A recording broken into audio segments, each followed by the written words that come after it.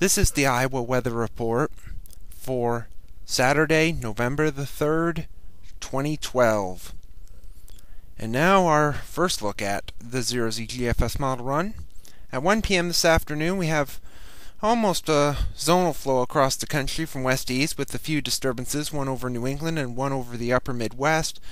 And this could bring a few clouds and maybe a shower, especially to our north. Some of that could be mixed with some snow flurries up in the Dakotas and into northern Minnesota, but it'll be a little more cloudier than the last few days.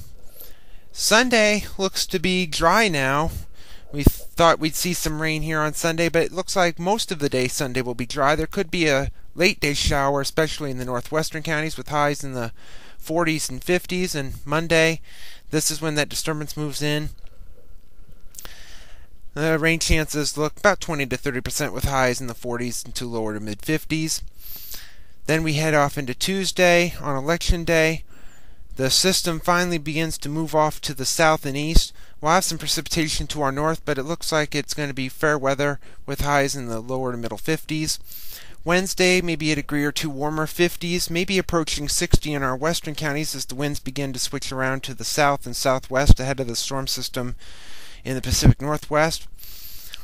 And here on Thursday, that system dives into the northwest and into the northern and central Rockies while the nor'easter runs up the coast. Of course, this will not be like Sandy was last week.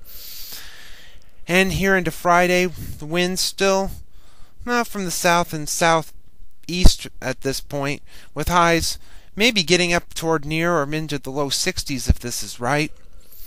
And then heading off into a week from today, next Saturday, this is the trough digging in and with the system coming up into the plains with some energy along it, and we could have a low pressure somewhere east of Aberdeen, South Dakota, and a cold front, so some showers, some thunderstorms possible. Severe weather could be possible with some snow and blizzard conditions in the Dakotas and Montana, Wyoming.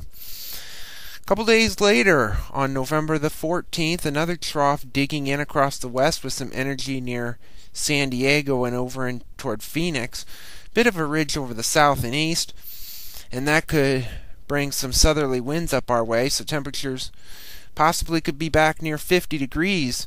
Of course, you got to remember we're getting into mid-November by this point with a frontal system off the east coast. And at the end of the forecast on the 18th, we have an upper-level feature moving across the Ohio Valley with a split flow around it, a trough over the Pacific Northwest coast.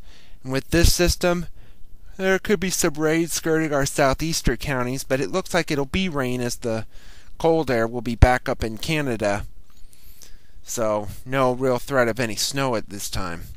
Last night's satellite image showed some low clouds and mid-level clouds in the northeast, the northern plains and upper Midwest, and across the Pacific Northwest with some scattered rain showers here and there, and elsewhere it was fairly quiet and clear. The watch warning map from last evening showed some frost and freeze advisories and warnings across Virginia into the Carolinas, some fog advisories over the South Gulf Coast, and winter weather advisory in North Dakota. QPF chart precipitation over the next 5 days through Wednesday evening at 7 o'clock, showing rainfall amounts around here between a tenth to about a quarter, maybe a third of an inch, heaviest rain along the east coast with the possible nor'easter.